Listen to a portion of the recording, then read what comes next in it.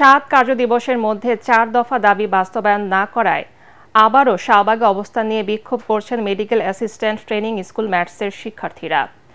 বেলা 11:15টার দিকে কারওয়ান বাজার এলাকা থেকে মিছিল নিয়ে শাহবাগের দিকে যান শিক্ষার্থীরা।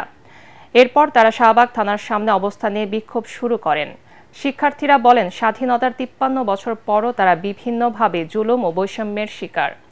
বৈষম্যহীন বাংলাদেশ গড়ার প্রত্যয়ে জুলাই বিপ্লব সংগঠিত হলেও ম্যাটস শিক্ষার্থীদের দীর্ঘদিনের বৈষম্যের অবসান হয়নি।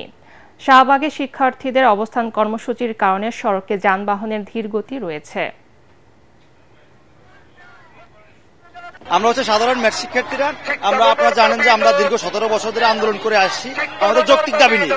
আমরা যখন আমাদের যৌক্তিক দাবিগুলো উপস্থাপন করি তখন উপরি মহল আমাদেরকে বলে যে আপনাদের দাবিগুলো যৌক্তিক, এগুলো মেনে নেওয়া হবে। পুলিশের বিভিন্ন লোকজন আমাদের অনেকভাবে প্রতিহত করার চেষ্টা করছে, সামরিক বাহিনী, কিন্তু আমরা তাদের কথায় কান দেই না, উপেক্ষা করে আমরা বসে থাকবো। আমাদের যদি দাবি মানা না হয় আমরা রাজপথে আছি, আমরা রাজপথে থাকবো।